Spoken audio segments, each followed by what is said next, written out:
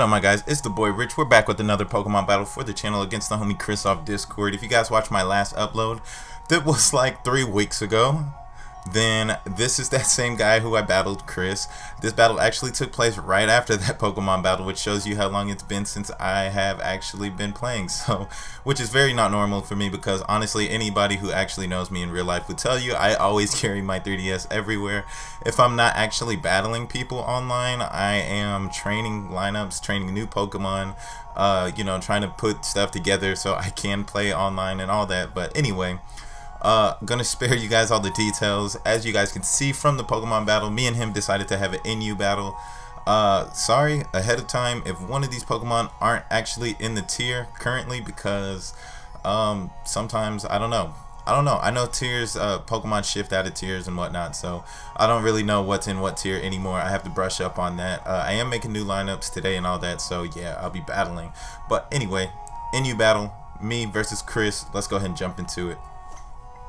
So I looked at my opponent's team and I was like, he has no ground type Pokemon, so I can hit everything with the choice specs, Volt Switch. So that's good info for me. Plus I was like, my opponent has a Quillfish and that thing gets toxic spikes, it gets intimidate. It's just honestly a good Pokemon to start out with, honestly. So I was like, I hope my opponent starts out with that thing, in which case this turn he did actually start out with the Quillfish. So I was like, this is awesome. I'm gonna get a nice choice specs Volt Switch on anything, and honestly the best Pokemon for him to choose out and take that Volt Switch was this Dredigon, which was okay for me because when I get to use Volt Switch I get to swap out into a different Pokemon and maintain my momentum. So definitely just gonna go ahead and send out my Katana, my Sneasel, so I can scare this thing out with an Icicle Crash. But I'm not even gonna go for the Icicle Crash because I know my opponent has an Incineroar on his team, and I'm just gonna go for the knockoff. I know it gives up kind of my momentum, but I in turn get to knock off the opponent's item. So that's just what I went for. I knew it wouldn't hurt too much. Not very effective. I took some life orb damage, but my opponent did not lose an item, which told me that this Pokemon was definitely a Z move Incineroar, which is not good for me. Definitely got to take note on that. So I decided to swap out into my Dredigon in case he did want to go ahead and try to hit me with some really strong Flare Blitz or whatever he wanted to go for. He would have taken that Rocky Helmet damage, all of that. But my opponent actually just decides to make a swap out into his Mismagius, which I was like, this is not too good for me because I don't have any Pokemon that really just wants to take anything from this Mismagius. But this Mismagius actually turns out to be Z move itself, so he's gonna go ahead and hit my Dredigon with a Never-Ending Nightmare, which is gonna hurt me. I honestly wasn't sure if this would kill me or not, but because my guy is just so defensive, he was able to at least take one of those. Can't take a whole nother move. I missed my Dragon Tail, which was very, very inconvenient. Not like it would have did, too much damage, but it would have swapped this thing out.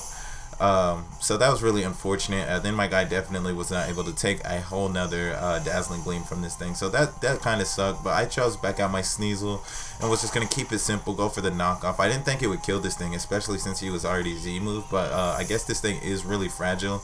Don't know why my opponent didn't swap back out into his Incineroar. Maybe he felt sorry about that Dragon Tail and just kind of let me kill him. I didn't really understand that specific play because I don't really have a Dredigon to block out this Incineroar anymore. But this thing does come out, intimidates my Sneasel, and I'm still not trying to stay in here and take any fire moves or anything from this Pokemon. So my opponent actually is just gonna go ahead and get intimidated by my my little Beyblade that I'm choosing out, my Hitmontop that I know he doesn't want to really stay in and face, as my opponent actually just goes for the knockoff, I guess predicting me to swap out. So he knocks off my leftovers. That sucks. My Hitmontop doesn't get to eat his little apple anymore or whatever, and I just kind of double out right here because I know my opponent still has his Dredigon, and I didn't want my Hitmontop to use like close combat, take any Rocky Helmet, rough skin damage from his Dredigon. But I forgot he has this freaking Quillfish that just kind of walls my guy just as good as the Dredigon ever would. Then he would be able to just go ahead and get like his toxic spikes and all that up. So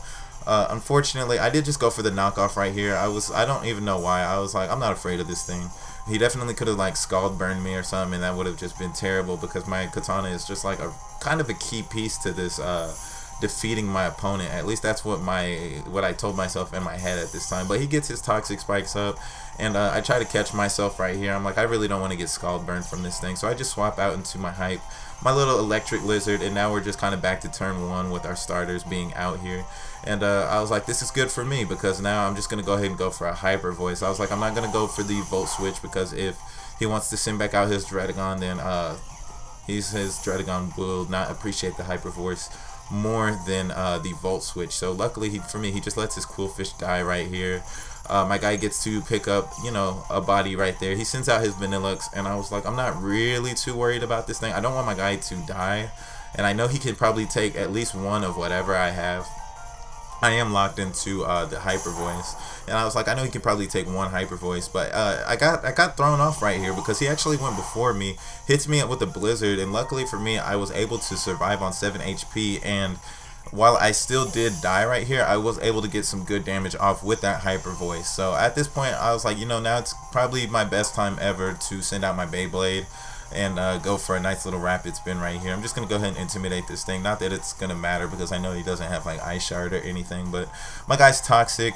He's just going to hit me up with another blizzard. That my guy is specially defensive, so I knew it wouldn't hurt me too much, and I know he's locked into it since he was, you know, fast.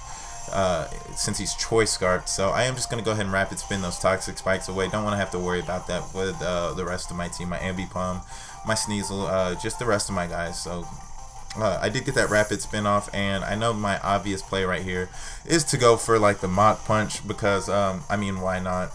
It's priority. It definitely would have been enough to kill that Vanillux right here, but my opponent actually makes a really good play. He goes back out into his Dredagon, and after that Rocky Helmet damage, after the Rough Skin, my Hitmontop is just not going to be able to survive. But this guy is out here. He's taking some Hellstorm damage, and now I'm just going to go ahead and send in my Quicksand because I feel like this Pokemon is, you know, now it's probably a good time for him to come in.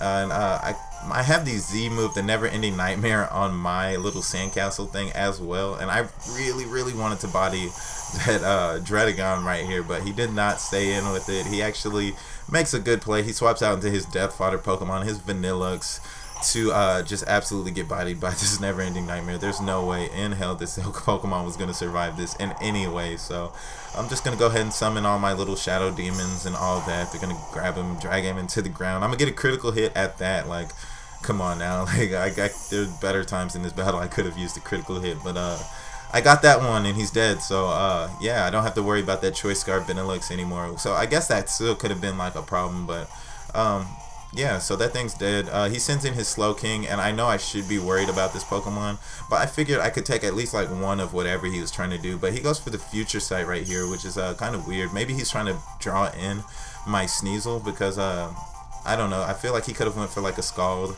or, you know, Shadow Ball, whatever he wanted to go for right here, but he didn't. And yeah, I'm actually just going to go ahead and hit him up with the Shadow Ball at first. Hit him with a Giga Drain the second turn. And he hits me up with the Shadow Ball this second turn. It's just going to do, honestly, a good amount of damage. More than I thought he would do. Now, since that Future Sight is going to hit me at the end of this turn, I knew my opponent would most likely expect me to swap out into the Sneasel. And my opponent would swap out into the Incineroar. So I kind of tried to make a bold play right here since I knew my Sandcastle would die at the end of this turn unless I went for a Shorb. I just went for the Earth Power, hoping for my opponent to send out this Incineroar, and he did. So I was like, yes, this is amazing, because if you look honestly at my squad, like, man, like, I mean, the only Pokemon that could really kind of hang with that Incineroar was my Ambipom, and I was like, I still don't even know if I could really do that if he like intimidated me or anything. So that was kind of like a big victory. So my last Pokemon, my opponent's last Pokemon, sorry, I'm like tripping over my words, are the Slowking and the Dredagon, and I went for the Icicle Crash right here, expecting my opponent to swap out into his Dredagon to take a knockoff. I take Rocky Helmet, Rough Skin, all of that, and yeah, that just wasn't the case. So my guy actually just ended up getting bodied by a Fire Blast, and my last Pokemon is my Ambipom, which is just absolutely horrible because he still has a Dredagon that has the Rocky Helmet and Rough Skin in the back. So I was like, man, this is absolutely horrible.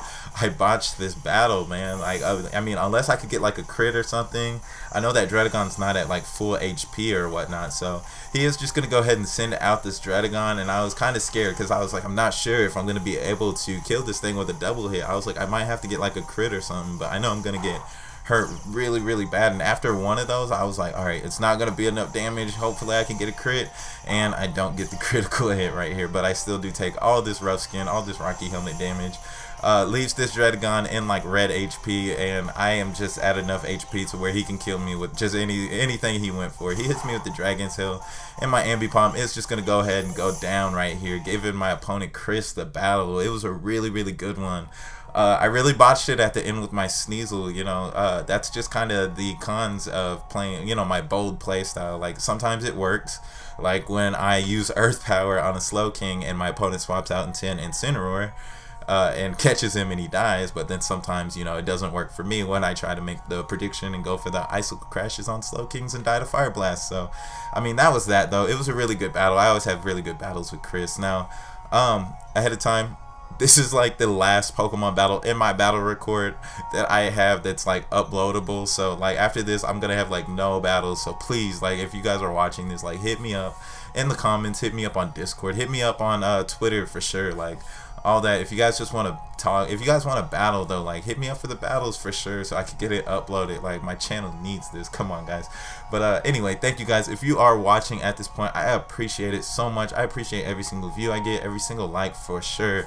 And definitely, if you guys are looking forward to more content from me, go ahead and subscribe to your boy, you know, if you're looking forward to that, because I'm gonna have more battles coming up once you guys hit me up and all that. But anyway, I'll catch you guys in the next video. Peace out.